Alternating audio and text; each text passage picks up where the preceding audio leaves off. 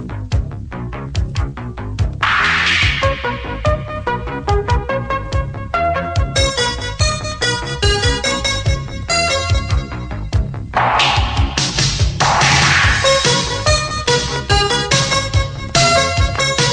chums! Welcome to the Large Blast Podcast. I'm your host, Stoney, and I'm joined, as always, by Welshie. How do you make a king from a man? Courage. And Matt. The Emperor's Anvil. And this is a bit of a first for us. This is a second part in our Armageddon series that we're going to be doing. I'm getting out of here. I didn't know that. Ooh. That's one of the things about joke last time. That's one of the things about the word Armageddon, isn't it? It's like it's hard not to make the joke. It's like Uranus, isn't it? It's like you can't not mix them together. You wouldn't want to be getting out of there. That's for sure. Oh, it's just a minefield. Anywho, moving on, lowering the toe immediately in the show. Let's go, Welshie. What have you been up to with your hobbies progress? So since we last spoke, I actually finished a model, which is novel for me at the moment because I'm pretty busy out there in real life. I don't know if you saw it. It was Galadriel and Celeborn off the old Metal Lord of the Rings. I did see that. I was super impressed. Not obviously with the paint job as one thing. You did really cool, like the cloak and stuff looked really good on the paint job thanks, there. Man. But also the model too. I thought that must be like a new model because I've never seen that before. But it looked fucking like really held up over lasted the test of time. That one. Absolutely, like all of those original metal casts that came out in time with the films. Are incredible. Like they're far superior to any of the plastic remakes that have come out since. Like some of them, I mean, that Galadriel one, and it was a quick paint job, it was a contrast on the face, but it's still, and this is the test of a good sculpt in my opinion, my phone still picked it up as a face when I tried to take a photo of it. That's a good sign. They just look like the actors and actresses. Like whoever sculpted them was really on it for hand sculpting. There are a few of them that are a bit dodge. But a lot of them, you can tell who they're supposed to be. But I mean, like some of the others don't like. I really like. Obviously, things like the Balrog came out in that first range. Original metal Balrog was good. Yeah, things like that. They were all good, but like they kind of, when you look at them, you can tell they're a bit older models. But I just thought that one was like kind of looked like something they'd do today with that little set piece and the thing in the middle and the scenery and that. The scenery was me, mate. That was custom. Oh, was it? Oh, no, I take it all back. Pile of shite they are. So I did that, and I've also, Stoney, do you remember you gave me a box of sprues a long time ago? Did I do that? You gave me a box of old sprues. Hate thing? What, like just the sprues, or did they have stuff on them? This is what I'm gonna say, right? Because you got a little mind into Stoney's conversion brain, right? So you gave me some sprues. They were Custodes, which I know come in a pack of 3 Custodes bikes in a box, right? And I looked at it, I thought, well, Stoney's probably built himself a Custodes. What Stoney's managed to do is use enough bits from each individual sprue to ensure that there isn't a complete Custodes among them, despite the fact he's only built one bike. I think that I bought that kit twice as well, so there's probably that's a really good kit though. To be fair, it's a cool. Yeah, it's a great kit. So I managed to get almost a full one, and then I had to kit bash a spare left arm because you only have. You should have said I've got like 5 of those here.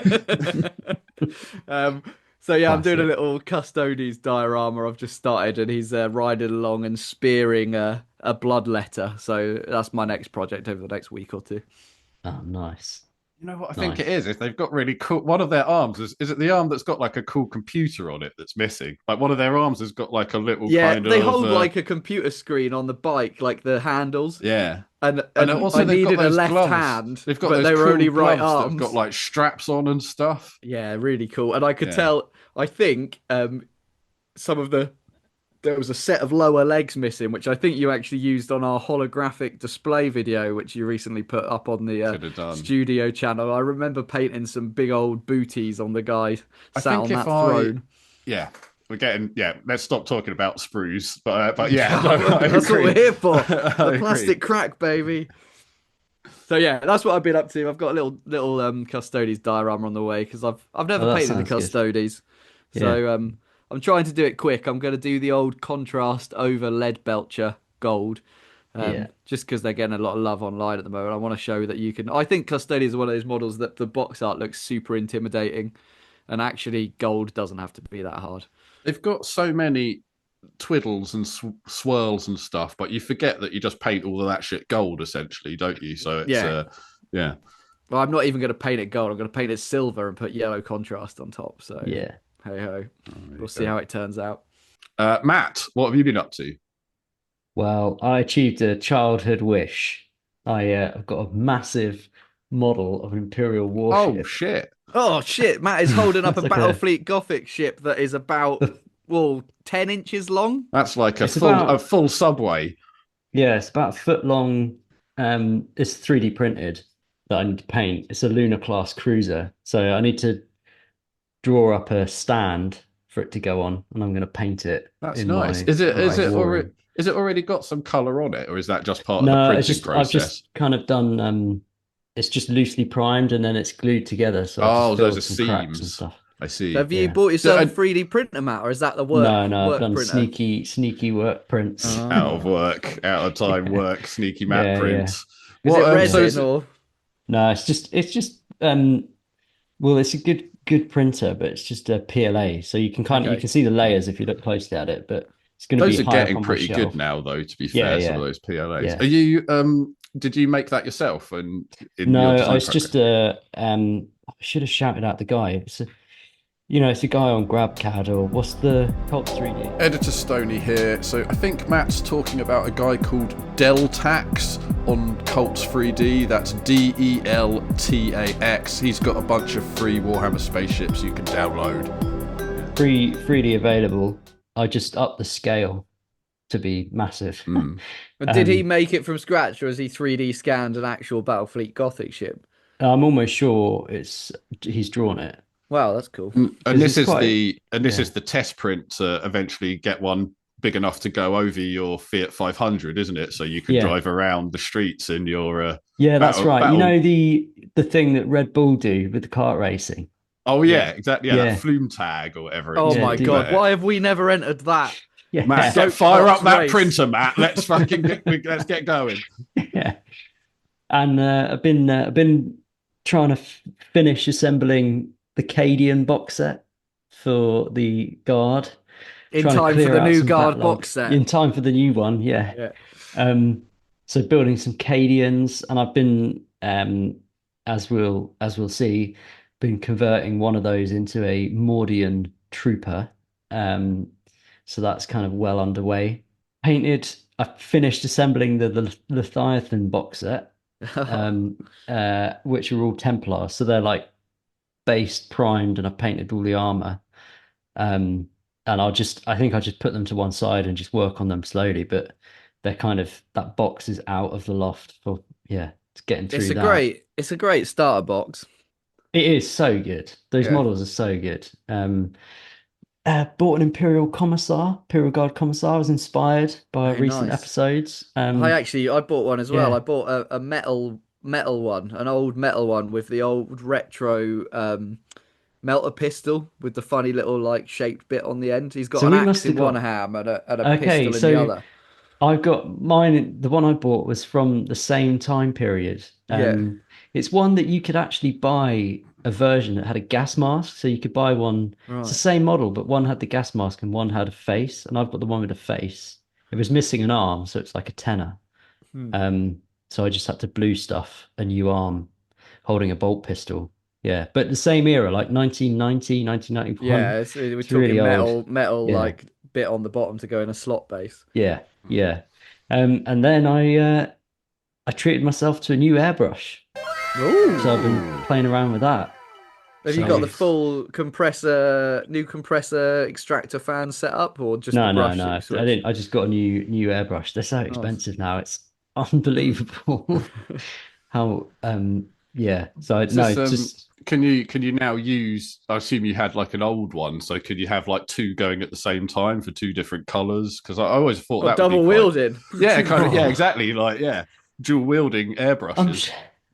No, I've never seen anyone do that. I'm sure that. No. I was assuming that would be kind of handy because it's such a pain in the ass to clean them out and put a new color in. But yeah, well, my experience is incredibly limited. So if you just blast it through, you can kind of, if you you don't want to paint one color and then change color and then realize you missed a bit with the other color. But you can just blast your paint out, put a bit of water through it, and then carry on. Oh, fair enough. It's all right. But so you're going to try and get the Leviathan box done before the 11th box release? Is that the plan? I guess that's probably achievable. Yeah. Is this all because in the last episode you were telling us about how your son has now inherited half of your pile of shame, so now you feel like you can refill? You've got like half of your pile of shame. Mentally, the pile is smaller. Yeah, probably. That's probably subconsciously. There's the mountain is less high to climb. Yeah. At the moment. Yeah. I don't know if I'll get the new set. I don't know if you guys have been thinking about it, but yeah. I've been thinking about it. I think I will, just because I always have the starter set. If it's not like crazy money. And I've actually thought it would be quite fun at the end of this episode, because we're going to talk a lot about things that are involved in Armageddon, some of the more obscure chapters. So I've kind of committing at this point, boys, whatever obscure chapter involved in the Armageddon fight we talk about tonight, I think is the coolest, is going to be how I paint the box set. All right. Yeah, nice. That sounds good. Okay. Yeah. It's the Ultramarines. Yeah. I wanted to give a shout out to the guy that commented on our last Armageddon episode on YouTube. Jason Skelenar, I think is Skelenar, who offered to get us a pint. I could do with 2 pints. I mean, let's keep it coming every episode. Yeah. You know what they say about meeting strangers online? Well, maybe now's a good time to Don't get your dick out. Is that what they say? Meet them and get them to buy you lots of drinks. So if you do want to send us pictures of your dick or buy us a drink, then we now actually have a feature where that can happen, which is the buy us a coffee feature, which we've started up. So you could, if you wanted to, send us money to buy a coffee. If we eventually start a Patreon, we'll also do a dick rating for you, but it has to be Warhammer themed.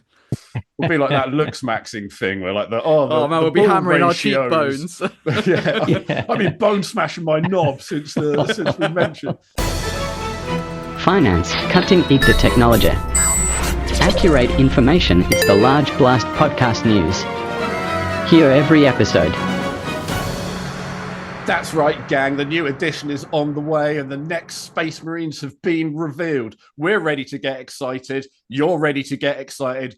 I'm sitting here for the first time. Matt, I think this is your first time too. Welshie, can you reveal, please, now to us live the new Space Marine? I can, and I'm going to hype this up even more because I know you haven't seen it and they're one of my favourite models. Do you remember how cool the Vanguard veterans used to be? Oh, yes. Well, prepare to have your mind blown. Okay, I'm ready. Hang on a minute. I think you've pulled up an old slide from just a generic... Is this an old slide Marine you pulled up? So wait a minute. No. So wait a minute. We're waiting on some pictures. Sorry, some technical difficulties going on here. We're waiting on some pictures. No. I have loaded this up. I'm afraid, Stoney. In red on the left is the new Vanguard veteran model. On the right is the currently available Jump Pack Intercessor Sergeant. I defy you to find me the difference in these models. Well, one's floating on the left leg and one's floating on the right leg. Correct. They mirrored it. Yeah. You can do that in ZBrush. It's quite easy. You just highlight all the subtools, hit the mirror, X-axis. This has got to take the biscuit for the laziest model release in a starter box that has ever existed. So this is insane. So we're looking at the Blood Angel one. That's the new one, isn't it? So so is this is just a normal Vanguard? This isn't the Sergeant. So this is the Vanguard Vets. Do you remember you used to have Assault Marines, which were like standard Space Marines with jetpacks? And then I used to always play in my Raven Guard map back in the day. The Vanguard Vets, they've got loads more iconography. They've got dick towels. They've got leather strap-ins. Didn't they have a shield with like a skeleton on it? Yeah, they often had a storm shield and a weapon. I remember the models the metal models, the foot versions had cloaks and stuff on, didn't they? The Ultramarines always had them. Yeah. This is like, and what is that rock?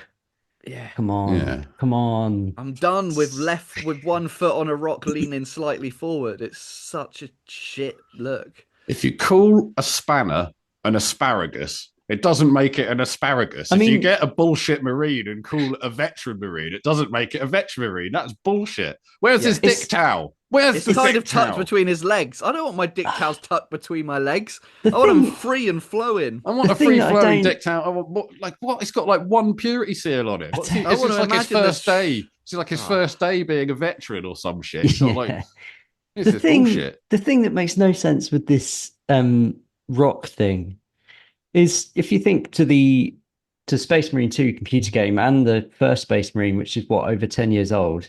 Yeah. That in those computer games you have the jump pack where you fly up and you jump down and you literally crash into the ground. Like it becomes a weapon. It's like a human weapon. You're just crashing into the ground.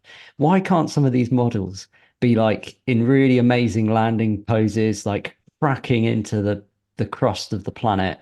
Instead of just sort of weirdly floating like this, they should be. The rock's the best fucking bit. I think keep the rock. Like I think this is this is as bland as the rock. This might as well be made all of rock, as far as I'm talking about in terms of a veteran Marine. Compare this to any of the other veteran Marines. This is lazy. It's not a veteran Marine. No, as we were saying, because what was it?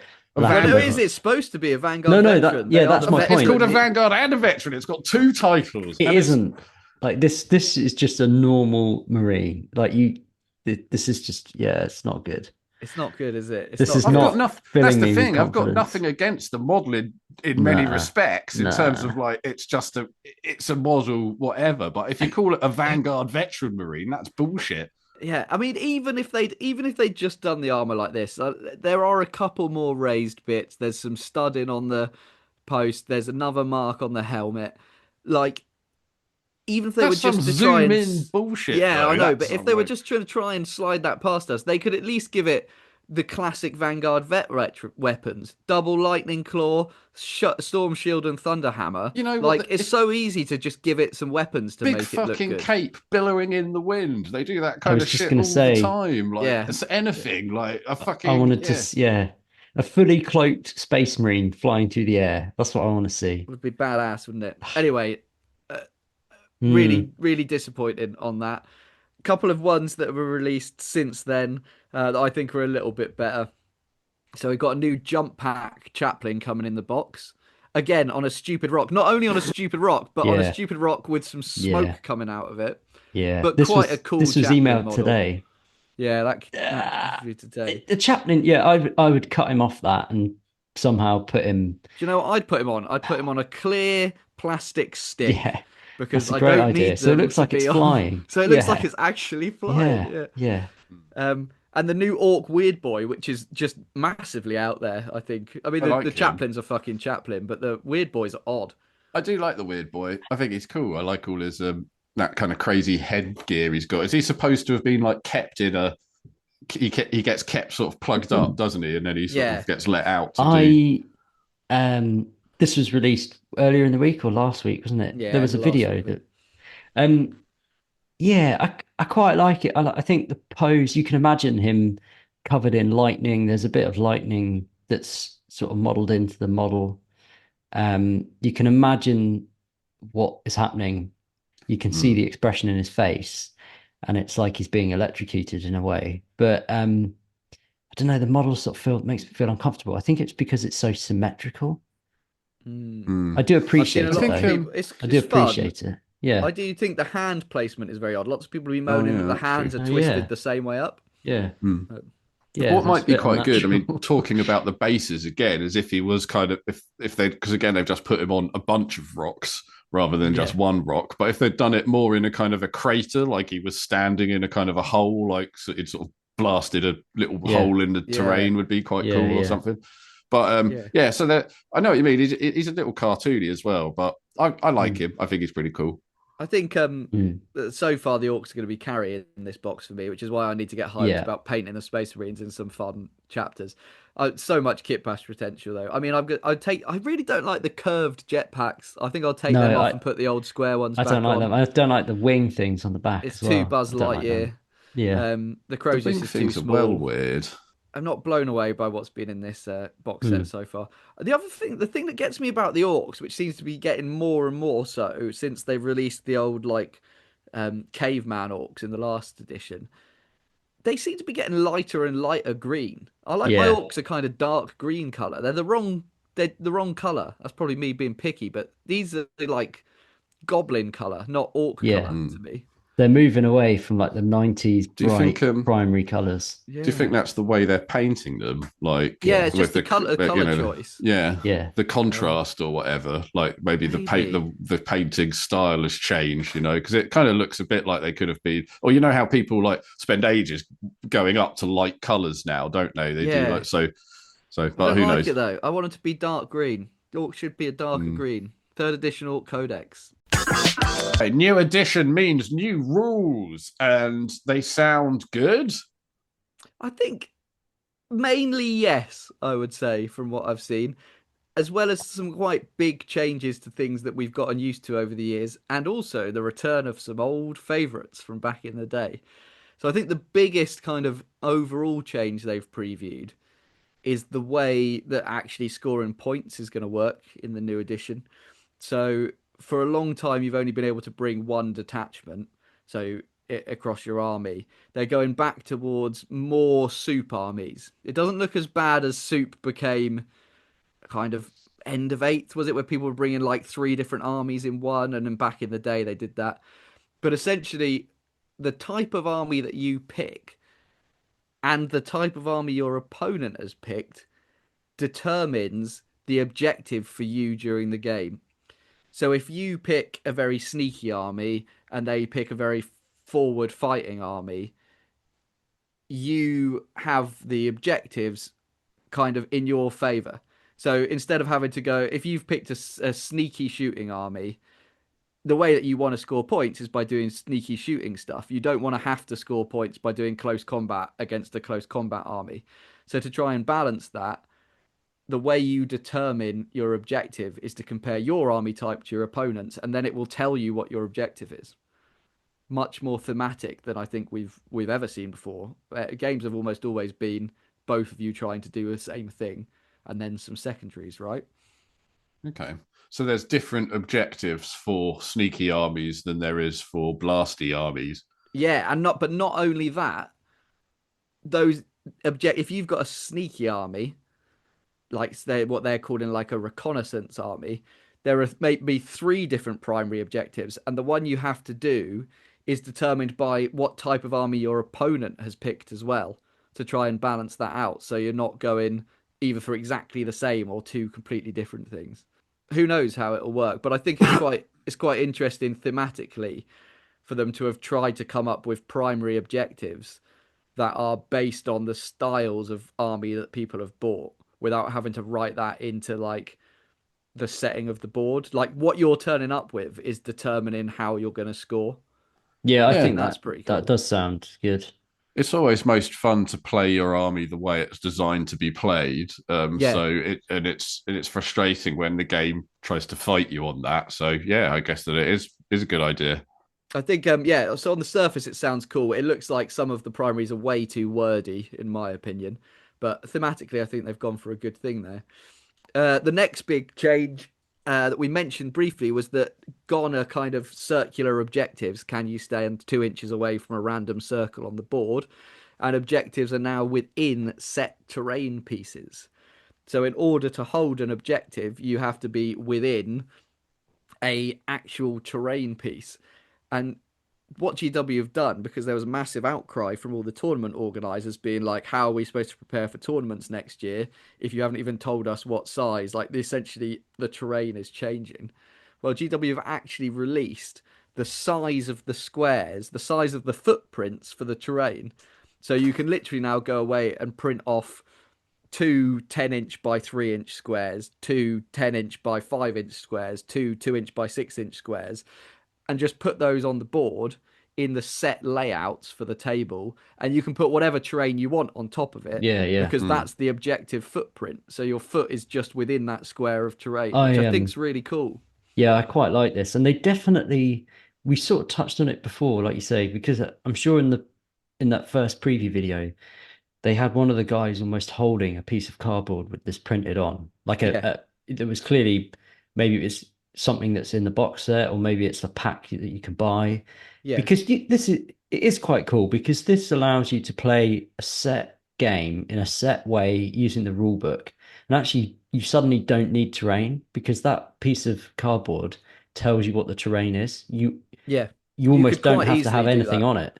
Yeah, you could quite easily have a flat board with terrain drawn on it, and then I know that's kind of boring, but we'd never do it. But to get you started out the pack, I think that's much cooler than an empty board with some circles on it. Actually, shit, you're right. You can, if you had that in the box, or if you could download it, you've got an entire board of terrain.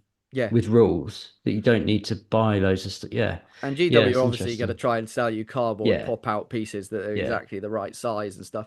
There's already third parties that have printed perspex to the exact size, and you can get online. Right. Like, some people are so ahead of the game on this.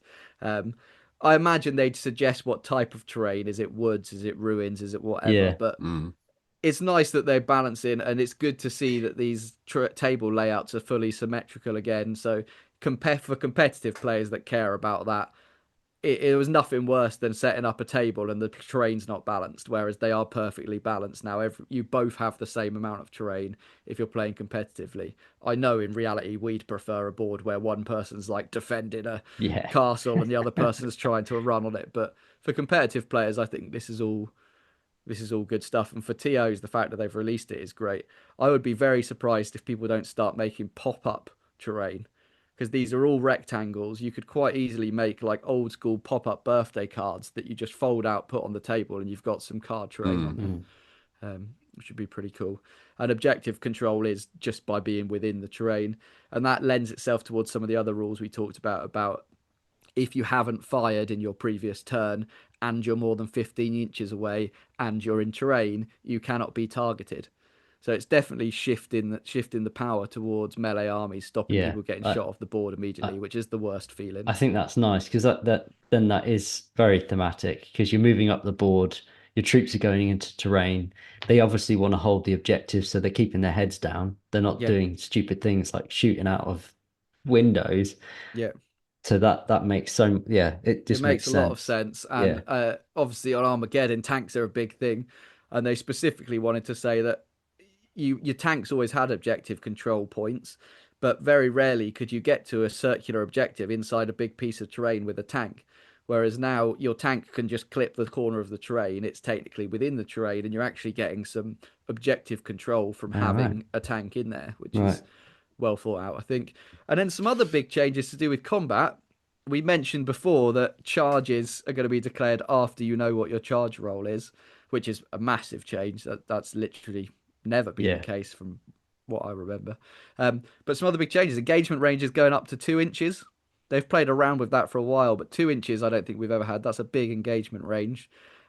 Pile-in all happens together. So there's a separate pile-in stage. So everything piles in 3 inches instead of having to do it like really granularly. And they've formally given overrun, which is if you've got 2 units in combat with 1 unit and your first unit kills it, instead of your second unit being stood around looking stupid, they get to pile in and fight. So if there's another if there's another unit within 3 inches and the tank's just been killed that they were in combat with, they can pile into that other unit and fight immediately. Yeah, that makes sense. Which is a cool change. Yeah. So yeah, I think these are all good changes, and I think they're definitely overall so far everything is leaning towards benefiting melee more than shooting, which I love as a Tyranid player. But I think they're thinking a lot. They're thinking thematically. The really super competitive players are going to work out ways to break all of this anyway. But at least they're trying to bring some more thematic play into competitive tournaments. And who's going to be more relevant again today? Because we will mention the Blood Angels, and has got the Weta Workshop treatment. Only the sexiest Space Marine alive. You're making me a Weta. It's Mephiston.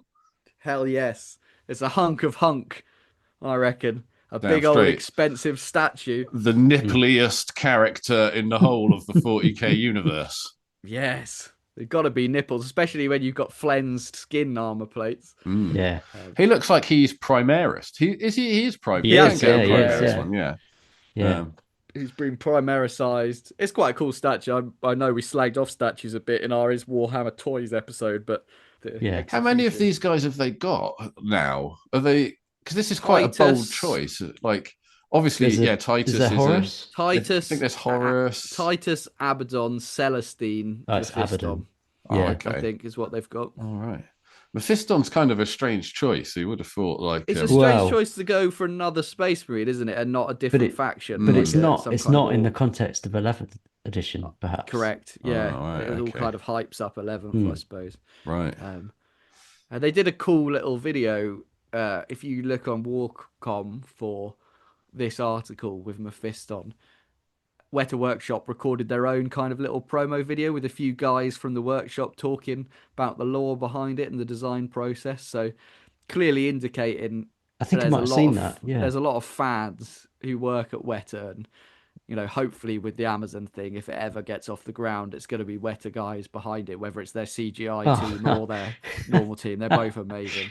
What if old Henry Cavill, because he played that Witcher guy, didn't he, with white hair? What if he was just playing Mephiston? Series. He does look a bit like Henry. He does look a bit like the Henry Cavill Witcher character. I mean, they've accidentally dropped a big lore dump. That would be mental, but also please don't do Space Marines. Well, we've just mentioned Titus there, actually. Here's a question for you boys early on. So, listeners, you might not know, my partner runs a YouTube channel as well, and she paints nails. She paints nail designs, and she recently started making Warhammer themed nails, and she posted an Ultramarine set that she'd done, an Ultramarine themed nail set that had been requested. And her comments absolutely kicked off with Ultramarine dweebs, right? She asked on there in the video, why is the U on Ultramarines an upside down Omega symbol, right? Maybe it was a bit rage baity to get people on there, but oh my God, the dweebery on there. Check out Rue Does Nails if you want to see some Ultramarine argument. But she said, and I want to know what your opinion is, she said in the video, just kind of offhand, she did Titus's pauldron on one of the nails, and she said because Titus is the Ultramarine poster boy, and people lost their shit saying that it was Calgar. Who do you think is the bigger poster boy for the Ultramarines? Is it Calgar or is it Titus? I sort of thought at the time, is he? But no, I mean the poster boy changes, so Titus is the poster boy at the moment. He's the current poster boy. Like, how many fucking Space Marine 2 players are still playing out there? Like, he is the biggest money draw. Exactly. If the poster boy is the one that people know the best, we just talk about these Weta Workshop guys. It's Titus first and foremost. That's what that's the product, isn't it? People want who wants a big lame Calgar? Yeah, it's mad. The funniest guy I saw though replied, "It's a U for Ultramarine," and then obviously joking, and everyone shot him down "Oh, actually it's Ultramar," and then some people being like, "Oh, actually it's the Omega reversed because of the Alpha and the Omega and all of this." Anyway, check out the comments on that video because it is hilarious. They're still going to this day. Still going. Yeah, probably are. Rolling in my 6-4. I don't want to close my eyes again because I don't want to miss another episode of the Large Blast podcast because this is our first two-parter on Armageddon. And Matt, I think that you wanted to kick this off with some stuff about the Steel Legions. I do, because I spoke a lot about Yarrick in the last one, and we spoke about all the 3 wars on Armageddon since it's been named Armageddon. And all of those wars would have had millions of the Armageddon Steel Legion fighting within them. So I really want to delve into what they are. But first, I have a question for you guys. Your homeworld mass produces Chimera transports and you keep getting invaded. What do? A, Do you put hundreds of Imperial Guard regiments into hundreds of thousands of Chimera transports? Or B, do you put hundreds of Imperial Guard regiments into hundreds of thousands of Chimera transports? It's a trick question. It's the only thing you can do. It's the only thing you've got. You've just got to drive at the enemy. Doesn't matter if they're Space Marines, Chaos Space Marines, Orcs, just drive at the enemy. That's all we've got. Yeah, it's all you've got. The Armageddon Steel Legion are mechanized infantry. So they drive around in transports because Armageddon is like the primary hub of the producing Chimera transports, like one of the primary hubs in the whole Imperium. So they have all of the factory lines pumping out these transports, exporting them, and then as soon as war comes, they just stop exporting them, and they literally just drive at the Orcs. That's like their key defense. I guess it's useful, right? Because you can't. It's pretty polluted on Armageddon. You can't really be wandering around in the rad wastes, can you? Yeah, I think that's partly also helps. Yeah, so it's kind of lucky that they mass produced those transports there and not something useful like. Are they air conditioned inside? I thought it's like an Imperial Guard tank. You would have thought it's just like a tube that just lets in the air, blasts you in the face. They're climate controlled, but they've got loads of incense and skulls floating around with candles on. Oh, okay, cool. They've bought like one of those dodgy cherry air fresheners from. Yeah. No, chimeras are the kind of squat, flat ones, right? That you can fire out the sides of when you're playing against them. That you've used, right? They're indeed the squat, flat ones. Yeah. That's how I describe them as a non-mechanized army player. They're the classic and still current transport for the Guard army. So there's been a few iterations of the model, but they've got the squat little turret with a multi-laser, and you can give them other little weapons. Is it the same chassis as what's the flamer one? Yeah, I was going to say. Yeah, the Hellhound uses the same, and the Basilisk, the artillery piece uses the same one. They are climate controlled inside, and an interesting fact of the Chimera transport is that they are amphibious. So they can drive over. Well, they can sort of drive through water. If you don't mind a bunch of water getting in through that big hole, climate control. Oh, your candles would go out. That's for sure. What's the sea on Armageddon called again? The bitter. I can't. Can anyone remember what it's called? It doesn't matter. Yeah, it's called something like the bitter. You'll have to listen to the previous hatred or the bitter tide. The bitter sea. Yeah.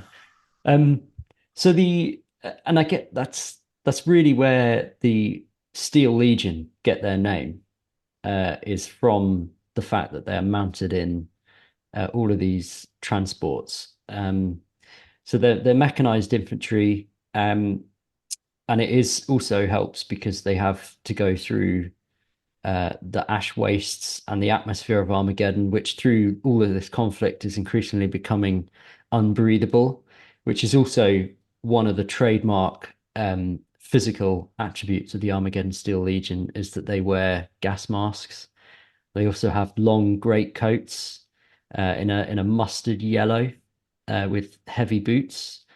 I think we're probably all familiar with what they look like. And because of the hive cities and the massive population, I don't know whether we went into the actual size of population, but it must be in the sort of tens of billions.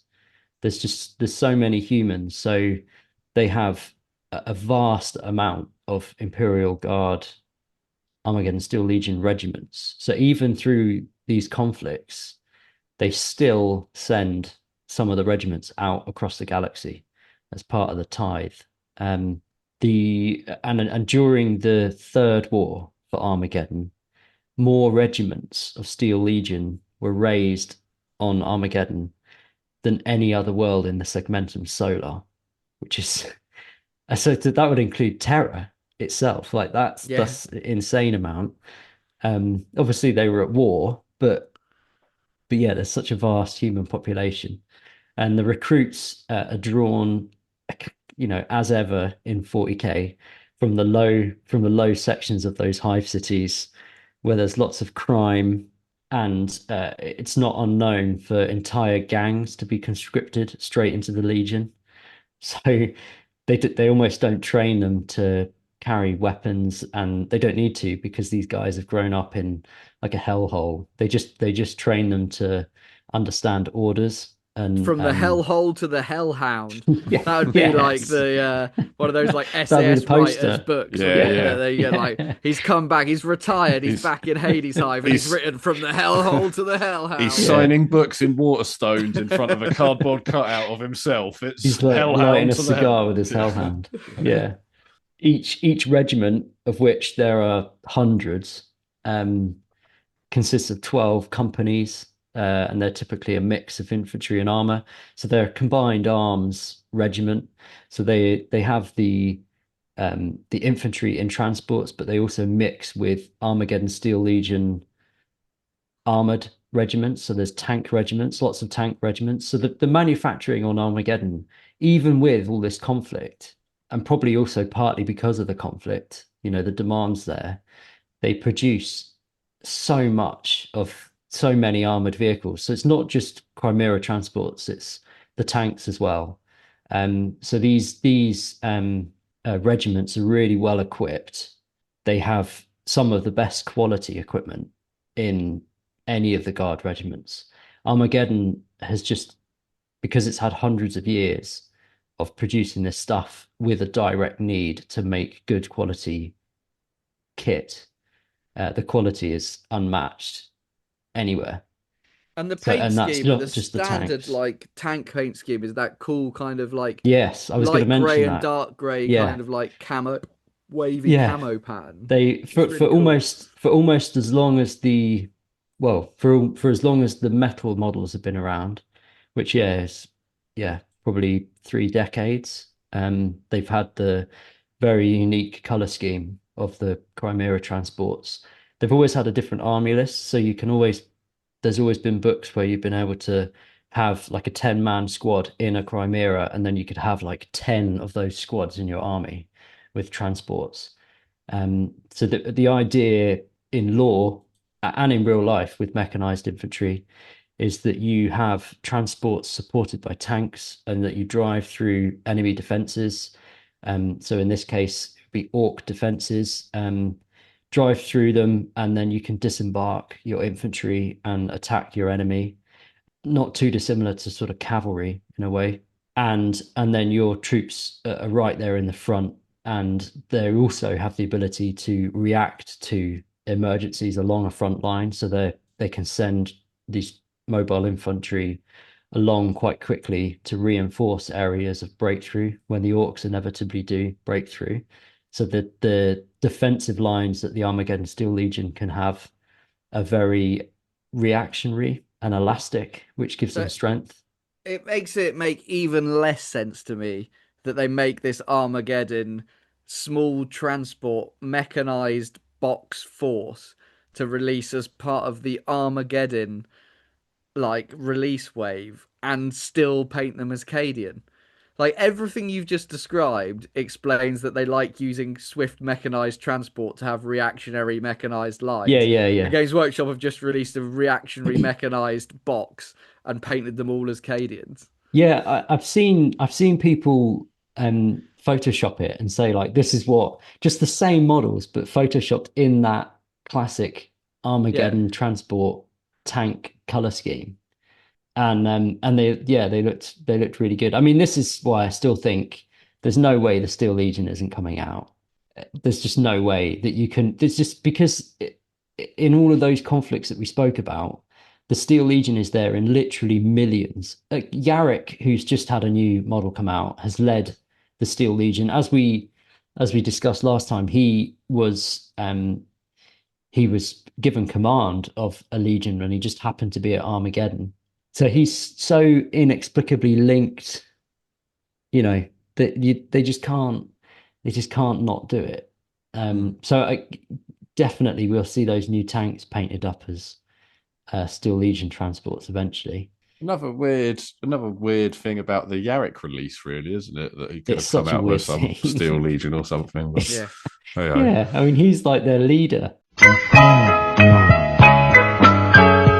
So did the Steel Legion, did they used to have models as like minis, or were they always just a torso that you stuck out of a tank kind of thing? No, they had a metal range. Hmm. So just like with some of the other guard ranges, and even back in the day, the Cadians, the same. They only had, so they'd have like a 10-man unit, including a sergeant, and then some extra special weapon guys. Hmm. Then you'd have some heavy weapons like a las cannon crew and a mortar crew and an autocannon crew. Did they have their own commissar, Matt, with a kind of Yeah. long blade out at kind of 90 degrees to his body, painted in a No, big that was flowing? that was their That narrows it down a commander. bit. Back in the Okay, day, he doesn't knows what I mean. That's the yeah.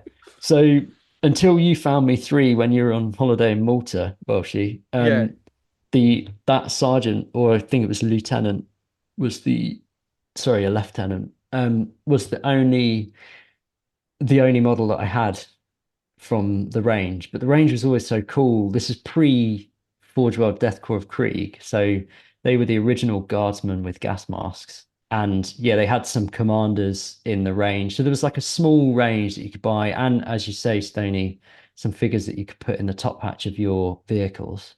The and there's a few other little details that kind of make them different to other guard models that you could buy because they're mobile infantry.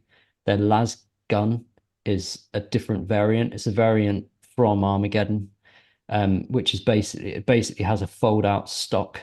So if you think of like kind of like an Uzi used to, the Uzi gun that used to yeah, have a stock. You don't see it in like the gangster stuff, but that is basically a machine gun without a rifle stock on, but it folds out. So if you look at their models, they're either folded out or they're folded up, like they've just jumped out of the transport. Because obviously you don't want to have loads of guys in a transport with really big guns, so the gun folds up. So little touches like that in the uniforms made them different to other guard figures that you could buy, and that's called the Voss. Called the Voss pattern lasgun. So actually, I don't know if that is from Armageddon because I think Voss is a Forge World. But anyway, they use that sold lasgun. well there, that's for sure. It's their biggest Yeah, market. yeah, Boss yeah. would be nothing without Armageddon. There was one, so I kind of flicked through on the weekend all of my all of the old guard codexes because I wanted to see how the lore changed, if it changed in each book. And obviously, like if you go back to the third and fourth edition, they had that model range out. So they were pictures of the models in the codex, and then slowly the model range has been dropped. But they've always been in the codexes. Armageddon has always been in the codexes, and the lore really hasn't changed. One of the stories that I thought was quite cool was about the 339th Steel Legion Regiment, and this was in, I don't even know what guard codex it was in, but they're known as the Ironheads, and they earned that title during the battles of the tank forges of Hive Tempestora during the Third War of Armageddon. So think Stalingrad and the film Enemy at the Gates, where it's this massive conflict within an enormous factory. So entire battles are fought within this factory. Lehman Russes and Chimeras are moving around as if they're in the ash wastes. That's how big this building is.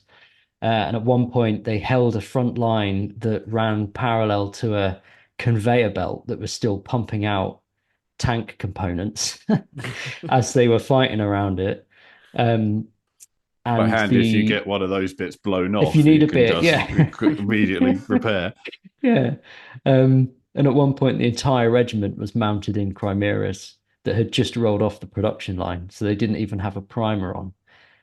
Which when I read that, kind of reminded me there are stories of that happening in Moscow in the invasion of Russia in World War II, and then in Berlin in the Soviet invasion of Berlin in World War II. And actually, they're a very World War II model range, and the lore is really World War II.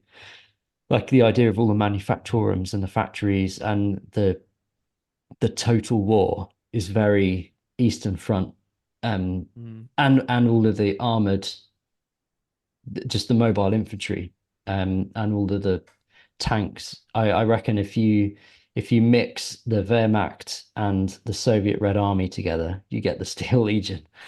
Um, so I can see why they kind of, that's kind of why they've always been in the range, I guess, because they've kind of filled that niche for people that kind of want to play World War II stuff. Yeah, and you wonder whether it's the kind of thing GW's scared of doing these days, and Yeah. like, is it scared of having things that are too obviously one thing? Like, will we ever see the Vostroyans come back? Like, are the Catachans too on the nose? Vietnam? Like, are they scared of doing this? Is this why we've waited so long to have full releases for these things? Or Yeah, I do think they there's can't be. They're not that risky. No, exactly. I mean, has it really got that bad where people can't do like kind of, I sure hope not. I mean, we're all three of us are hoping that that's not the case. But yeah, the one thing I don't think Games Workshop will ever. Well, they have mentioned it recently in White Dwarf, but the Praetorians, the redcoats. I don't know if they'll reappear, but there's the fellas with the pith helmets. Yeah. Okay. The other thing that kind of struck me when I was trying to read through the codices, until the Cadian plastic range came out, they were kind of the main guard range, or not the main guard range, but they were the main guard There's certainly poster the one boys. I remember, like back in the days of blister packs at the newsagents. Like it was if you were buying, because they used to get. I mean, this shows you how many fucking models you need to field now. You used to buy Imperial Guardsmen in packs of 3. A blister pack contained 3 metal standard guardsmen, right? Yeah, I did once see a box of these guys in a toy shop, of like a squad of 10. Right, okay, the old foam box in the cardboard with sleeve. the polystyrene inserts. Yeah. So I think you could buy them, and it was back. Games Workshop did used to. I mean, I guess they do now. They do the army box sets, but they do like temporarily a release of like a bigger box sets. So it would take you ages to buy enough men. Which I guess maybe that's partly why they were the poster boys, because they had the law to tell you why you only had 50 men because they were mounted in Crimea tanks. And suddenly it made sense that there wasn't hundreds of men crawling up the board. But also the thing that surprised me was like the lack of law. Yarrick kind of sucked the whole lore out of the Steel Legion, and actually, they appear in books that we mentioned in the last episode. They appear in the animation about Hell's Reach with Grimaldus. They're always kind of there in the background, but the lore is. I was going to say, not that much. They're a little bit characterless compared to some of the other, like, do you know what I mean? Like the Catachan guys are like fucking cool as shit. Like, I think maybe they've got this crazy lore. Like all the other ones have got cool planets, whereas the Steel Legion sort of what I mean is they're just there getting on with it, and then what's their thing? They're passengers. They're just at war. They're just passengers. There's like one guy driving a tank and 9 other guys sitting there. It's an army of Iggy Pop. It is. It's just reading the codexes had, they just have a page or like half a page over the space of like 25 years, and the stuff online was really limited. But maybe that's a sign that they could really come out and fill that void, because there literally are millions of these guys, and as I say, they still deploy across the galaxy. Exactly, they've been around since the beginning, so it does seem crazy. Like most people will probably have something, if you play Guard, that could be attributed to this army, or like you played as this army or whatever. Like you say, if you've got a Crimea, then it probably came from there. So so it is crazy that they haven't at least tried to spice them up a bit. Like, I don't know, like they put on gas masks. They put on gas. This is one of the crazy things is I had before we started doing this, I thought these were the guys that wore the kind of spiffy blue. They're coming later. Spiffy blue guys. I thought those were these guys. But they're called. They're the Mordian Iron Guard. They are. Is that right? Yeah. Okay. So I thought that they were these guys, and then when I saw these guys, I thought, I always just assumed that they were Deathcore Krieg guys. Like, well, this is where they come from, isn't there? Well, this is Isn't the big yeah heresy, wasn't it? That people in the video, but the Games Workshop Deathcore basically Krieg... responded saying you could just paint Deathcore in Steel Legion colors, and everyone lost their fucking mind because the armor is different. yeah. But also the Deathcore of Krieg are like a memorable, like, you know, we know who they are and things. A bit just like we were saying. They never take their gas masks off. Exactly. That's what you want from a character. They've just got a little bit of an identity problem, a bit of an identity, a PR issue. Yeah. So, well, this is sort of, I think at the end of the episode last time, we sort of touched on what we thought was going to happen. And this is... That's it. They need Henry Cavill. That's it. He's coming in. He's going to be a Steel Legion guy. Yeah. I can see them flashing. I can see them flushing the lore out by really, I don't know how, but really digging into the armored quality, the armored tank quality of these guys, and the fact that they are in the transports. I know it's, I don't know how you could make it slightly more exciting, but like Amazon show, it's Das Boot, but in a tank, starring Henry Cavill. It'd be cool if they had, because we were saying when we did the Tech Marine episode that the guard are kind of lacking in a Tech Marine type character. But like if you had, like, you could have, well, old tank commanders are kind of gone now, aren't they? But you could have tank commanders from them. You could have some kind of like engineer fella. It'd be really cool if they released, like, for the big tanks, some models of like that were kind of sat on the side of the tanks, like Fury style, you know, kind of like arm over the barrel that gave the tank, like, I don't know, extra specs or something like that, like a kind of like a tank crew, like a box set exactly. with a tank like they're crew. they're so at home with the tank, they're like riding on the side of it, kind of thing, something like that. Yeah, that would be great. Yeah, that would be really cool.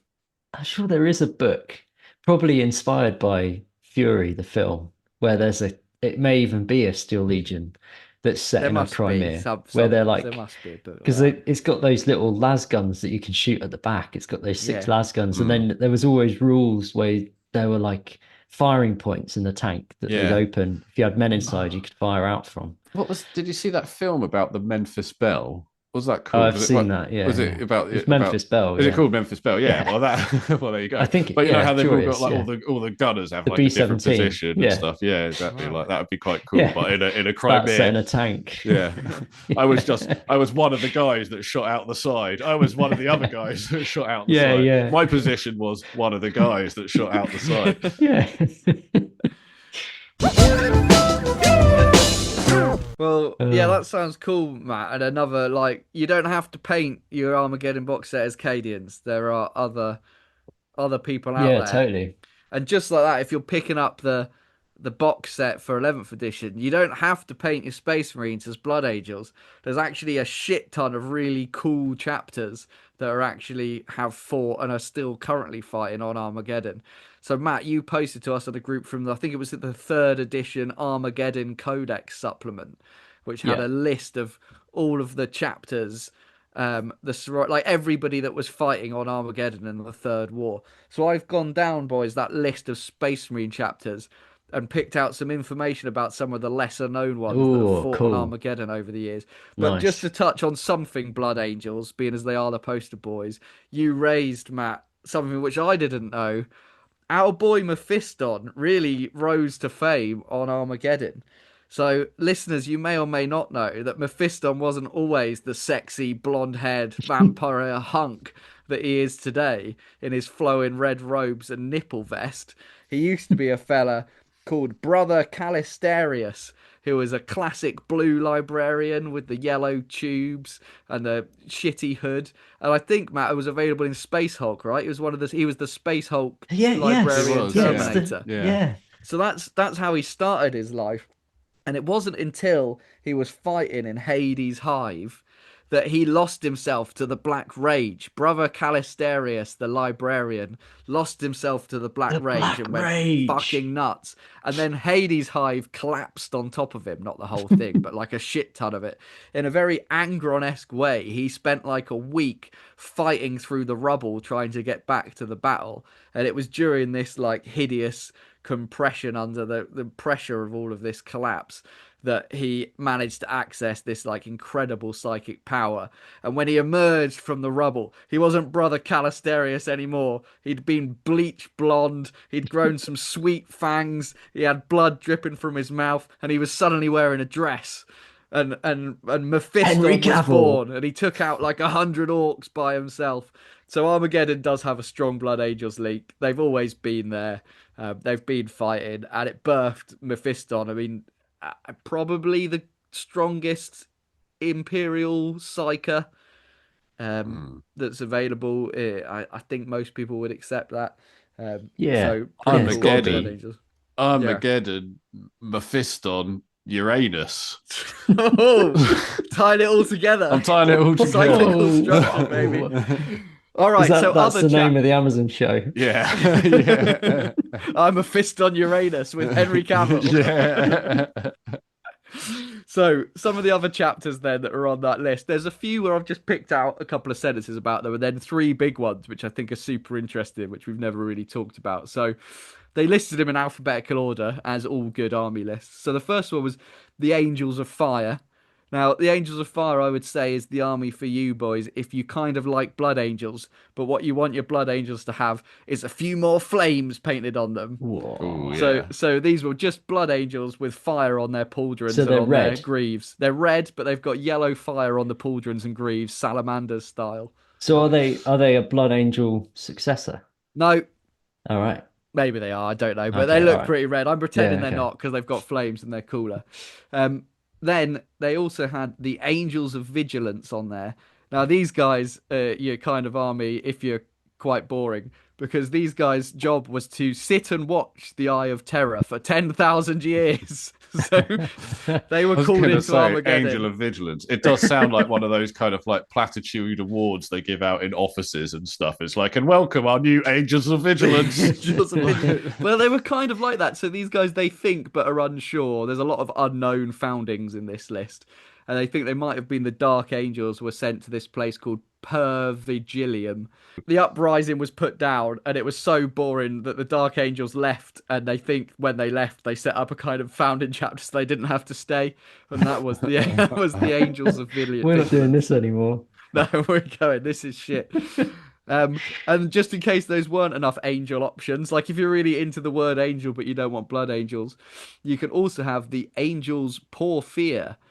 The only cool thing I could find about these was their colour scheme. They're like a tequila sunrise, like a straight fade from yellow to red from the feet up.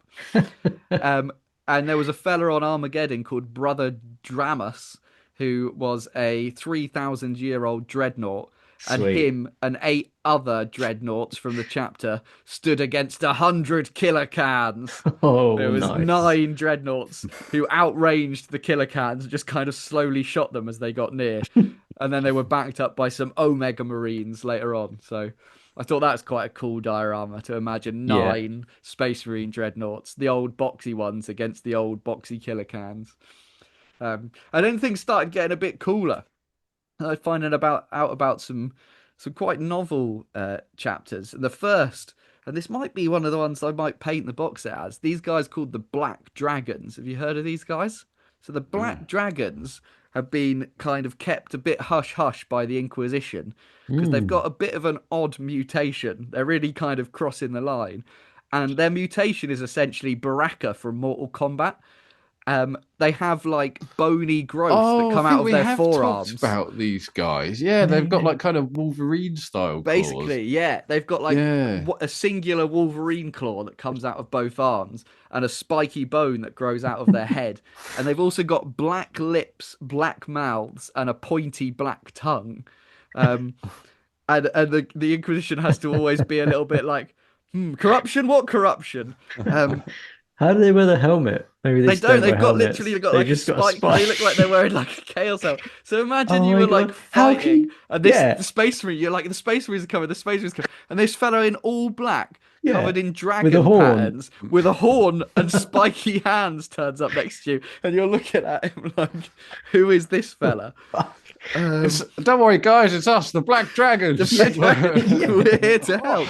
Fuck are these guys? All of a sudden, some guy has to come, like their Inquisitor Minder has to come by and be like, "Don't worry about him. You didn't see nothing here. You saw nothing. Yeah, you yeah. Never saw the black dragons. You can imagine them being like, exist. would you mind? You're a bit intimidating. Can you just take your helmet off?" And then they take their helmet off, and they've got black lips, tongues, and fangs, and they're like, trying to do like a smile. It'll be okay, little human. Yeah. One of the cool bits of lore that I found about these guys is not directly linked to their time on Armageddon, but a load of them were captured by the Dark Eldar, and they were strapped up in homunculi laboratories. And the homunculi were really interested by this like ossification of their like bones sticking out of their forearms and stuff. And they managed to find in their genetic code the like gene virus that led to these bone growths. And they extracted it and distilled it and like concentrated it and then injected it back into one of the Space Marines.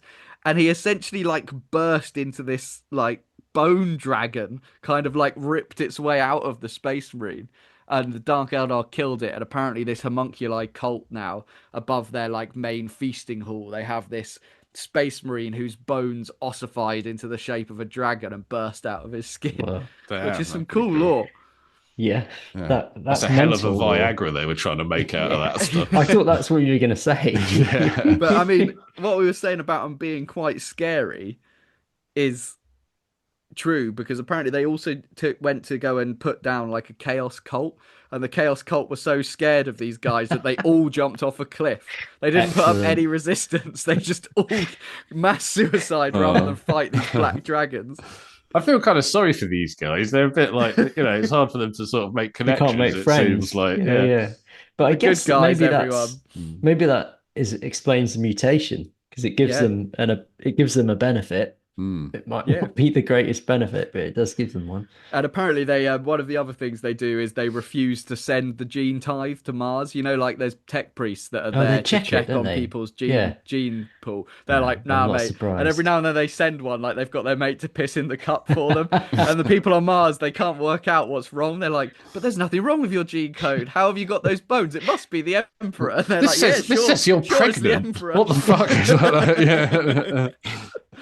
So, they seemed pretty cool, the Black Dragons. But the next ones that I found, which have made the shortlist for me for the box set, are the Celestial Lions. So these are completely different looking. These are golden boys. They're like reverse Ultramarines. They're gold with blue helmets and blue trim. I think I saw a Siege Studio paint job of these kind of recently. They're still sort of around, aren't they? People Well, they paint them because I think they've got. I'm not going to go into it all now, but their page on the old Warhammer Wikipedia is massive. They've got lots of lore, so I wonder whether they appear in an actual Black Library book. But these guys, I've heard of them. I feel like feels familiar. They're definitely cool, and they're pretty heroic on Armageddon. So they were involved in something called the Mannheim Gap disaster, which is like, I don't know, something you have after a bad curry or something, but. The Mannheim Gap disaster, where 500 of them, that's half of the entire chapter, are sent into this massive ravine on Armageddon, this big volcanic ravine, to kill a load of orcs that they've been told are building up gargants.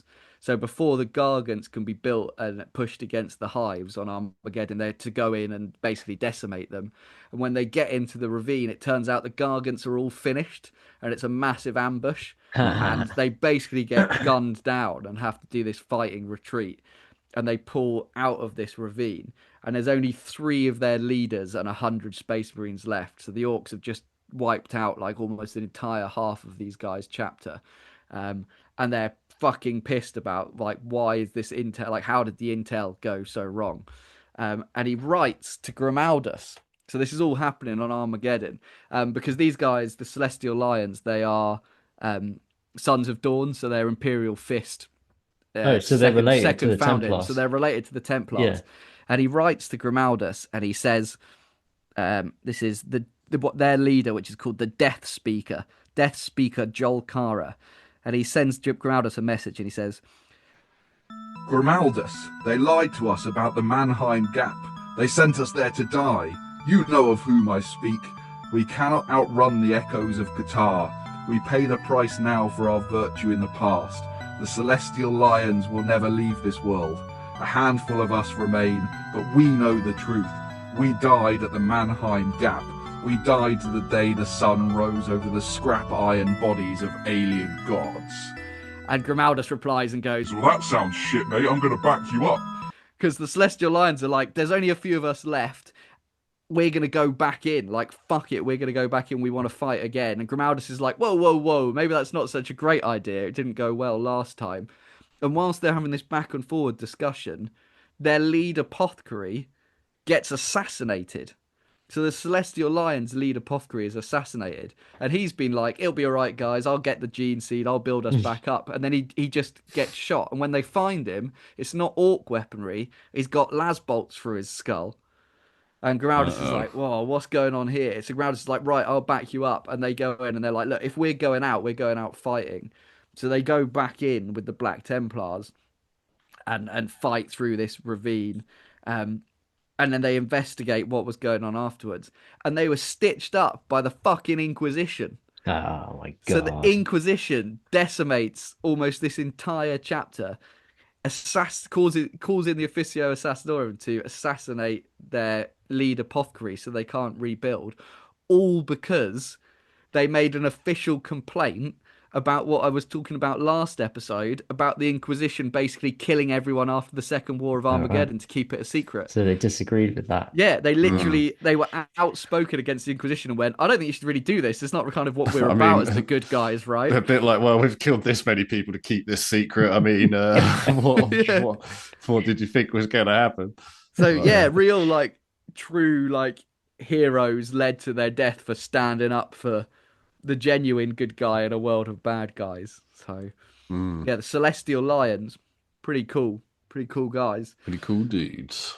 And then next on the list was a few other little ones. So they had the Exorcist, which we talked about loads. To be an exorcist, you have to purge a demon from your own soul. That's pretty badass. These guys called the Silver Skulls, which I found one sentence about them, which was just quite funny. So they've got the best chapter track record for fights. And it's because they have a special sect of librarians called the Prognosticators, and they only go to wars that they know they're going to win. So they turn up, and then when they win, they flens skulls and cover them in iron. That's like can't argue with the results. Oh, that is such a funny concept. Just a Space Marine chapter that goes around fighting in like the smallest wars. It's kind of funny as well, because like at what point does the vision come in? Like, do they like pull up to the battle and then go, whoop, no, don't think so. This one. Yeah, it's a kind of like Minority Report precog. Yeah, wild thing. So then the last of my short list was the other big one that I found and enjoyed from the list. I don't think we've really talked about before. The Mortar Factors. And the Mortar Factors are a really cool legion. They're kind of bone and black. And they use power scythes quite a lot. And their captain, I found a quote from their captain, kind of sums them up. "We are the Skyborn, the angels macabre, the death that strikes from above. We cut the life cords of our foes even before they realize the mortal danger they are in. We are the storm incarnate, and we will not be denied." So, weirdly, from that, you wouldn't have guessed it, but they're actually an Ultramarine successor factor. But that's really cool. Let me tell you a little bit more about them. They're all recruited from a nomadic, warring, cannibalistic tribe, feral world called Posel, where literally everybody's at war, and then when you win a fight, you eat the bodies of your rivals. It's a frozen world. It's permanently in darkness. They all have black eyes and like super pale skin. They are both morbid and dark, and described as being born on a planet that doesn't know what sunlight or joy is. Like, that sounds like the people I'm going to talk about next. More emo than emo. And these are the guys that go into war with skeletal war paint. So they also paint skulls like on their faces, Reaver style, like Tom Clancy, Ghost Recon style. They like to use power scythes with bone inlaid in the blades. A lot of their armor has like bone shaped to it, so they've got kind of like bones. They have massive ossuary ships that are like churches made of bones. Oh, brilliant. There's a couple of people out there using power scives, isn't it? There's there's like the scives of the Emperor, the Death Guard, the Emperor. Size of the Emperor. Yeah. It's like, it seems like such a terrible weapon, really, a power scythe. It's like the worst of, I don't know, it just seems like a bad weapon. But they love them. They're obviously doing something right, because three chapters we can name of seem to enjoy them. Style. And you style over substance. Yeah. You can call them cool things, right? Because Mortarians is called Man Reaper. Reaping Man. Yeah.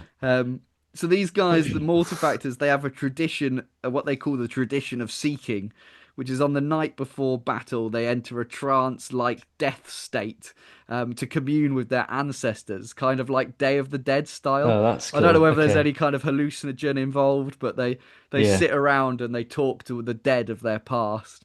And then after battle, if the pre-battle ritual wasn't enough, after battle they all get together and drink the blood and eat of the flesh of their enemies, and then sit around and boil their skulls to put on their ships. Yeah, they flens and boil the skulls. And if they die, they're quite happy about it, because they see that as becoming the ultimate warrior to feast at the table of the Emperor. So yeah, I mean that. Yeah, what would the Inquisition make of Space Marine chapters eating Xenos? I was thinking, do they eat the Xenos? But they must do, because if it's not the Xenos, it's Chaos, and presumably they're eating that as well. I feel like long term, this is a bad plan on the Mortifactors. Yeah. But I mean, aren't they like, isn't like corpse starch just people? Like, I mean, in some, like, do you know what I mean? Is it like, but it's not Xenos, Stoney. Yeah, but it's people. Different. It's worse, surely. Chowing down on a leg of Carnifex. But I thought, I guess in the case of Armageddon, they're just eating fried mushrooms. Yeah. Like corn, isn't it? Yeah. If you've really blown them up. It said it did mention it in their kind of article, and it said that when the Inquisition turns up to like check up on them, the Inquisition just kind of sees a load of guys that are like really respectful of their dead and like hold up heroic ideals, and I think essentially ignores them because they're Ultramarine second founding, and are like, oh well, they'll be fine, they're Ultramarine guys, but doesn't quite understand how deep some of their stuff goes. So I am either going to paint the starter set as the Mortifactors, the Celestial Lions, or the Black Dragons.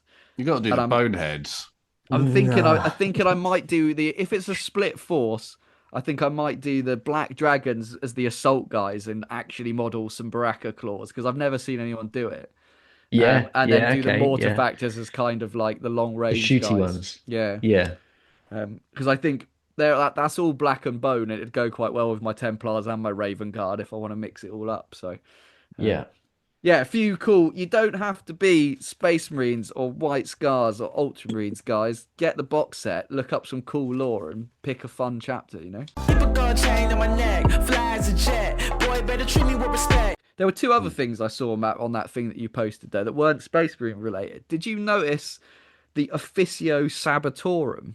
Yes, I think, yeah. And there was another thing that I wrote at the same time when I found it. But I did look that up as well. Yeah. So it's like Sabotage. an Adepta Minoris that, specializes in terrorism, apparently. Yeah. Like they're like Imperial guys that they're not assassins, because their primary objective isn't to kill people. Their primary objective is to like blow up trains and like cause fear amongst the local populace. And apparently there's loads of those guys on Armageddon, which is odd because Armageddon, like the people that live on Armageddon are the people you're trying to save. So who are they terrorizing? Well, in the Armageddon lore, and we kind of we kind of touched on it with the traitor Imperial governor. What was his name? That's von Straub, isn't it? Yeah, Harold von Strode.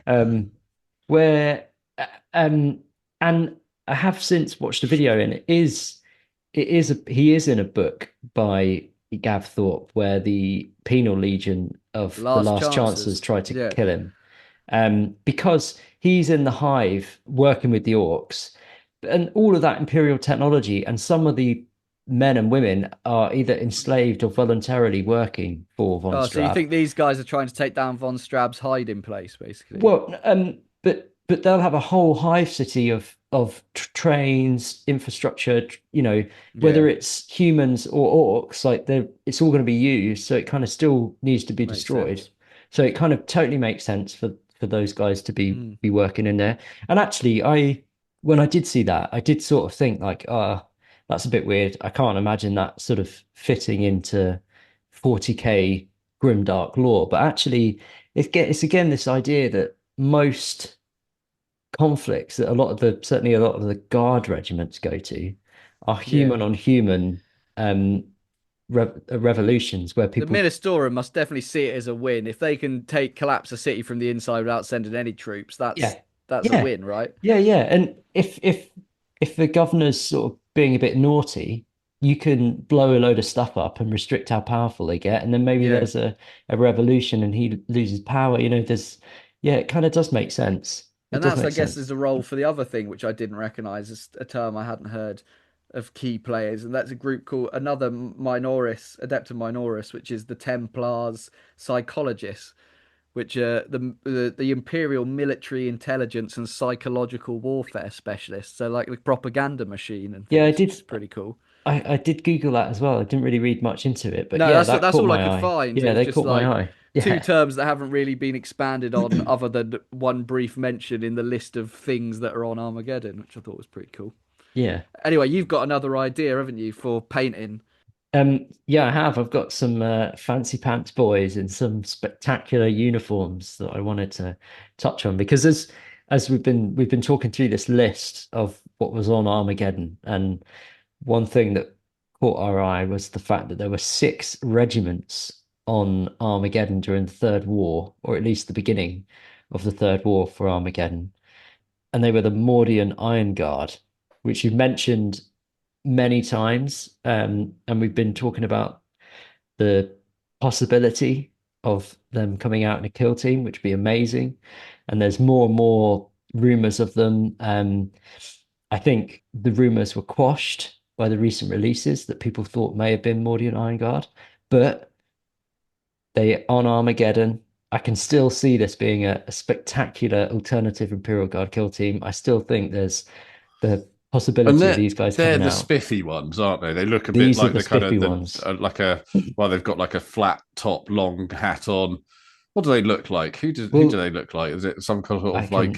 They look like an old school policeman. Blue, yeah, blue kind of like an old jackets, school policeman. Yellow French policeman. They're French. It's French uniforms, Matt. Is it? No. They if you read online, they look like people say they look like US Marines. It's like train conductors, isn't it? It looks a bit like a guy from a train conductor. I mean, that's basically what the US Marine Corps are. They're train conductors. No, they do look. They are painted to be a bit like the US Marine dress uniform. But of course, the US Marine is heavily influenced by the Royal Marine, which is hundreds of years older than that institution. So actually, if you look at the hat, the peaked cap that the Mordian Iron Guard wear, that's very similar to the Royal Marine dress uniform. And they have the tassels on the shoulders, which is very Napoleonic. So there's some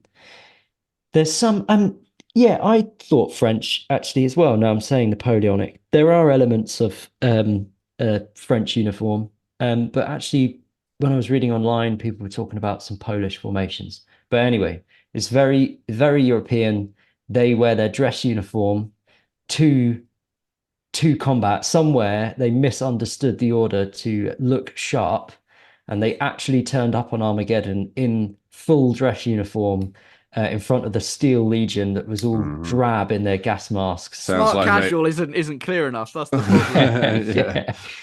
Yeah. So I kind of wonder that the list that we've mentioned is very much at the beginning of the Third War, and as we kind of went into in the last episode, really that war hasn't ended, but now it's a 3-way between the Imperial forces, the Orcs, and Chaos, and it's all going to like utter destruction. So will there still be will there still be any survivors from those 6 regiments? Who's to know? Maybe there's more have come. They certainly have experience fighting chaos and insurrections. And to really understand the Mordian Iron Guard, you have to talk about the home world, which is Mordia, the world that they come from, which is a tiny, overcrowded hive world. And it's tidally locked with its sun. So one side of the planet is constantly facing the sun, and the other side is in the dark. So the side facing the sun is just Is that why they've got the peaked caps? Keep the sun out their eyes. Maybe. But essentially no one lives on the sun side. Oh, right. No one can survive there. It's like I mean it's worse than a desert. So everyone lives on the dark side, and the world is smaller than Terra. So they're very restricted in space. So the scarce resources, and they just live in perpetual darkness. And they just live in the cramped conditions of the hive cities.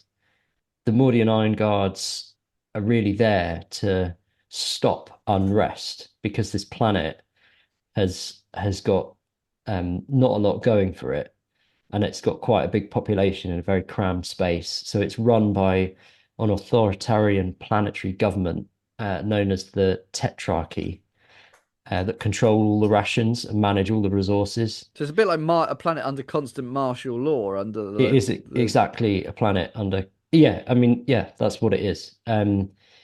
Which, yeah, in a way, actually, we mentioned Napoleonic. It's kind of like an 18th century hellhole. Yeah. And the Mordian Iron Guard are there to keep the populace under control, basically. So when they're not being deployed to war zones, they are kind of on duty at home. And they're the primary military force and the enforcers of order on Mordian. And they strive to destroy uprisings in their infancy. And because the resources are so scarce, they can't really allow anything other than an immediate quelling of a rebellion to happen, because they don't really have much to offer other than the Mordian regiments. It's essentially the only thing Mordia can offer the Imperium as their tithe. So the Mordian Iron Guard is the only thing that they send out to payment to the Imperium. And most of the regiments would have had lots of experience working in densely populated cities and quelling rebellions, which do happen quite a lot. They're not necessarily like chaos, but there was a big invasion of Mordia, which I didn't really read into. Interestingly, the Mordian Iron Guard had so much more online. There's been, over the last few years, there's been a few Black Library books, I think, set with Mordia, and Mordia regiments have been on Cadia, and I'm sure they appear in a Gaunt's Ghost book. So actually they have more written about them than the Steel Legion. Because they're so regimented and they have so much experience of these rebellions, they're very sought after in fighting in urban environments and dealing with early rebellions out within the wider Imperium. They also, because of the discipline, they're very loyal to the Imperium. So they're very reliable. It's probably the number one stripper outfit in the 40k universe as well, isn't it? Like if you're ordering a novelty stripper, it's probably you can't send a Mordian Iron Guard round, you know. Yeah, it's funny actually, because I don't think all of the other regiments, when I picture them, I picture both sexes, but the Mordian and Iron Guard, I only think of like an officer and a gentleman, male. Starched trouser look. There's something about wearing that hat that's got where like the strap comes like almost under your nose. Like I don't know. I just feel like that's a very dude thing. It's like I won't move even though my hat's falling off. I just stubbornly will like wear my stupid hat. It feels like a dude thing in a way. Are there female ones in the models or the pictures? No. Oh well, maybe that's it. I mean, you know, definitely when the kill team comes out, I imagine there'll be an option. I mean, that would be good. That'd Much to people's chagrin. Although, yeah, there's some artwork of the Black Library books online, and they're quite cool. bit like the Praetorians. They almost kind of make no sense in this world, but actually, when you read into the lore, they do make sense in the wider 40k and in the Grimdark. And in terms of how they, I feel like these are the total opposite of what we were just talking about with the other guys, where they're so full of character, isn't it? I remember these guys from the metal models that they used to have, and like you say, when you used to be able to just get like a 10 squad of guys, and because they used to have heavy weapon squads, I think, as well, didn't they, and stuff, and it was just all, it was so silly and cool at the same time. It was it's great. Yeah, and I guess, like we were saying, with the Steel Legion being very World War II, these are these fill the niche of people that want to play Napoleonics in 40k. Or just like the demonstrations of military tattoo or whatever they call, or something. Yes, yeah. They should have some mounted cavalry, but they're all doing like dressage and also like Oh man, if there was a Mordian army, it would have to have some Mordian Rough Riders. But they'd have like the commissar's got like a pair of gloves over one hand or something, like Well, that's the so in the models, and I haven't painted my one yet, but I'm about to start painting him. The way people always painted them is with gloves, so they're all wearing white gloves. It's all very prim and proper. But it does kind of make sense with the world that they come from and the environments that they're sent to, very urban, dense environments. They're obviously used to hive cities, so you can imagine them going to Armageddon. And a uniform means something in, like, to civilians, doesn't it? So totally in some ways, it means more to do it amongst the general population. I mean, that's why they wear the uniform, because on Mordia, to help to instill a sense of that government being in control and a visible sign of them crushing rebellions, then you have troops that look more than just being camouflaged and hidden away. They are designed to be seen, and they're designed, those ranks of infantry that shoot against those rebellions, or push those rebellions back at the point of the bayonet, is a very powerful symbol. When they do fight, they rely on perfectly formed ranks of troops, either with big lines of bayonets or firing volleys into enemy formations, which would be very useful against orcs. But also, having said all of that, like them being out on the battlefield, all of this is great when they're cruising around town kicking the shit out of hippies, which is kind of sounds like what their deal is. But as soon as they're like out on the battlefield and they've got their dress socks on and their white gloves and everything, don't they? I mean, a bit of a detriment to them, doesn't it? No.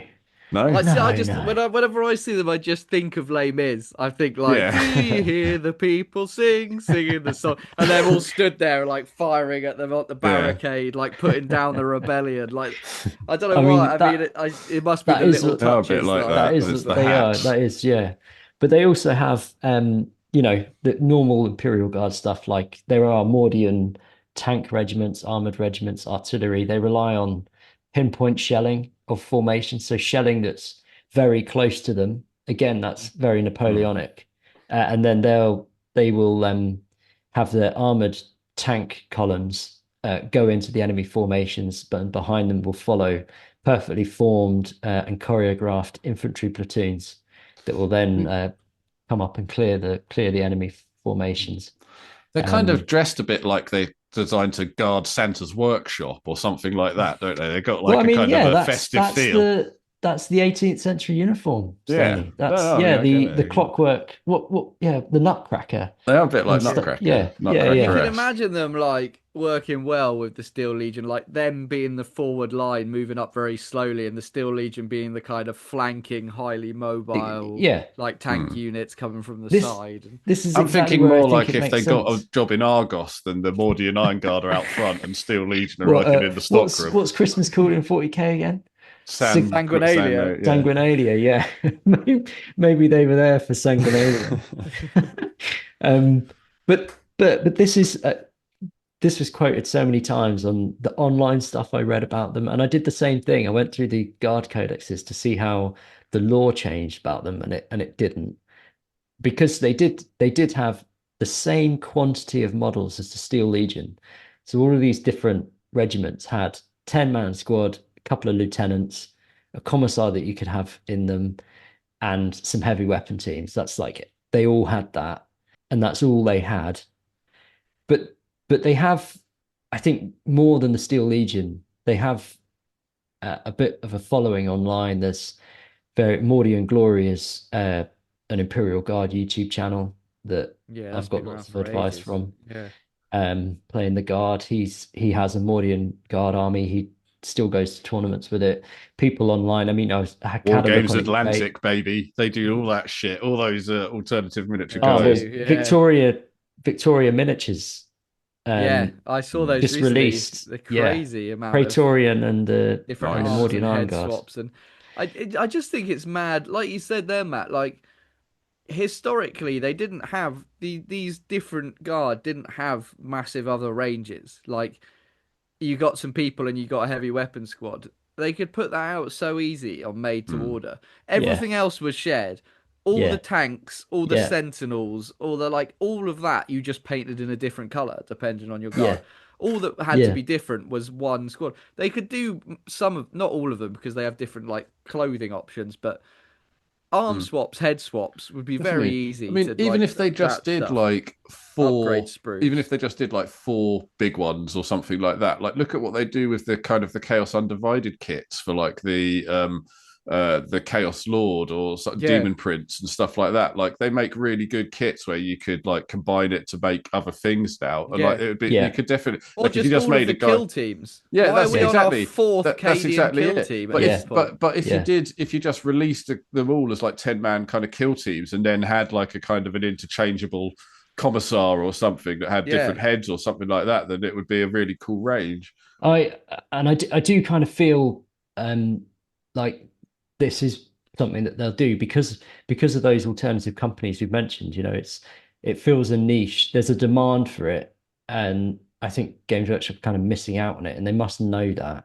And now, because I thought about buying an Iron Guard. I'm sure at some point I've owned a couple, but I did look at buying one and painting it up, and they're 16 quid plus postage minimum per man. Yeah, the full box squads, when I had a look the other day, are expensive. Like those polystyrene boxes we were looking at, you're talking multiple hundreds of pounds. Yeah, it's crazy. Unopened Mordian Iron Guard box.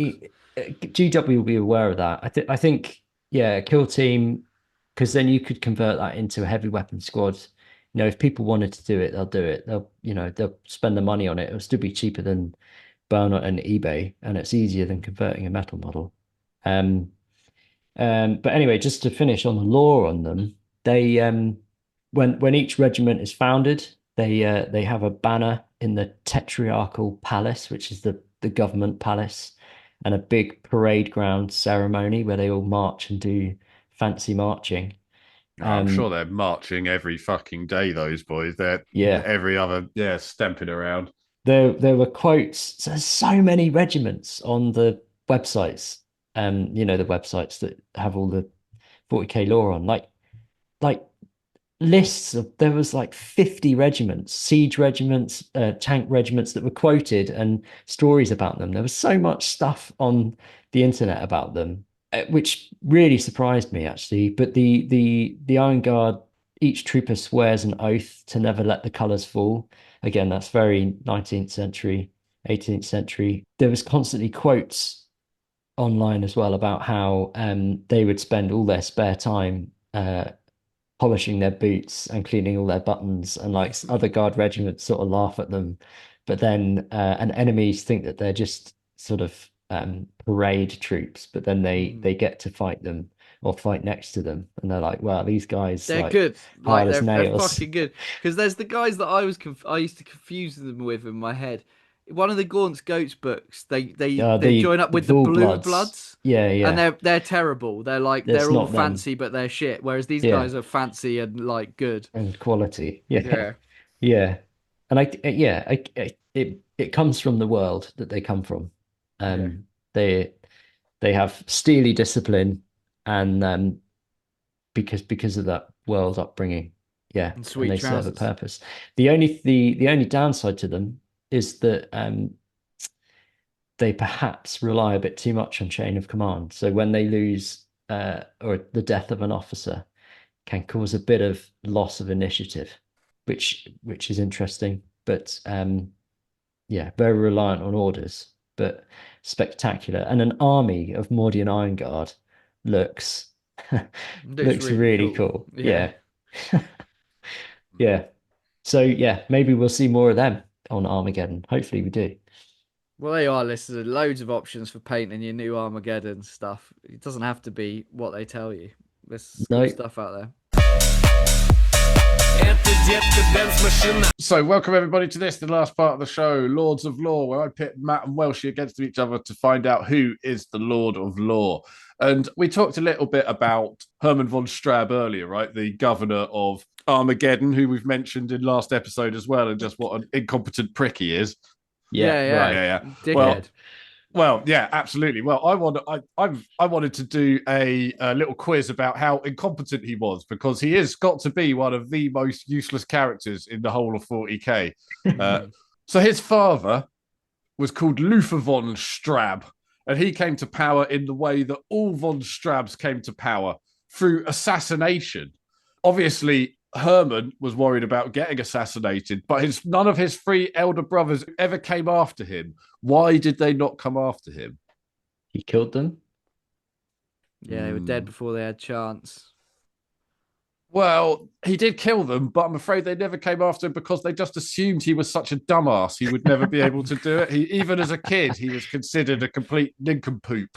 I imagine like two of them killed one another, and then the third one alive just sort of died by accident. Well, that's the thing is, the problem is that in that level, in that echelon of royalty in the hive cities and things, everybody is out to kill each other. So the fact that the brothers knew this, so they're all very wary of each other, and we're all very, it was very difficult for them to get to each other. Which an eye for an eye leaves a Hermann von Strab. That's what we've. Well, exactly. They let their guard down on Hermann, and he managed to do away with his three brothers. Do you know how he managed to do away with his? So he had three brothers. He killed them all. How did he get rid of them? Poison. There were different ways for each person. So if anybody's got corpse starch factory from Welshie.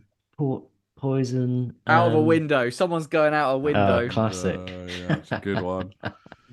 I mean, I will point to the fact he's not that clever. A lot of these are they weren't well thought through genius masterstrokes. Hit by a bus. Yeah. Okay. Cool. I'm going to give you a point each because his first brother died after being blown up at a banquet by a bomb which Hermann planted, which also killed 322 other guests. Oh my god! His second brother Otto was killed in a hit and run incident. Which was obviously just Hermann hitting him in his car and driving away. The third one, Wilhelm, was found in his room, riddled with bolter shells. Hermann himself was found at the scene with a smoking bolter in hand, but blazingly proclaimed Hermann's death to be a suicide. The authorities investigating Wilhelm's death were too afraid to confront Hermann, and at that point he became next in line for the throne. And Matt, you get a point because his father died of what was said to be a broken heart, but in his autopsy was proved to be spider venom. So that was what led Hermann to assume total power of Armageddon. What a cunt. What a cunt indeed. He used a good old-fashioned combination of fear and his influence to rule over his people. He was obviously very heavily criticised for his deployment of the Iron Skull's Titan Legion into the middle of the Rag, getting them all blown up. But his supporters said that these actions were what? Bold. Yeah. Military genius. Yeah. Okay. Unexpected. Yeah, I'll give you both a point for that. Yes, they basically said that it was fearless and brave. Genius. I mean, he's often criticised for the way that he handled the obvious signs of an oncoming orc invasion. But people often forget that not only did he ignore the orc space hulks floating closer and closer to his planet, but he also did something else. What was that? Invite them for dinner. No, well, he was a bottle of Amasec. No, well, a bit more information may be needed. He was getting really annoyed with all the reports of an incoming Orc invasion that were coming to him. All the warnings that various people were ringing him up and saying, "There's a bunch of orcs hanging out outside your planet." So what did he do? What was his reaction to all of that? Did he order everyone to stop warning him?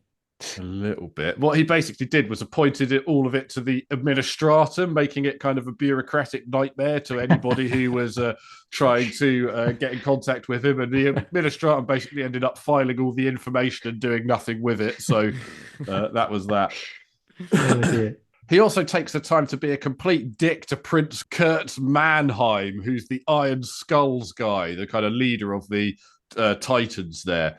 Who reportedly warns him many, many times that the things he's doing are fucking stupid. Can you tell me how Kurt describes Hermann von Straub in the tearful goodbye he's giving to his family before his impending suicide mission? Oh, Matt, you had this quote in the last episode. I can't remember what it was. It's basically that he's the mealy-mouthed was one of them, wasn't it? Oh, no. A soy boy beta person alive for 500 years. Soy boy beta cuck. No, yeah, most useless commander for 500 years. Oh, okay. All right, yeah. Matt said that, though. I'll give you a point for that, Matt, because it's the greatest waste of flesh and bone in the last 500 years.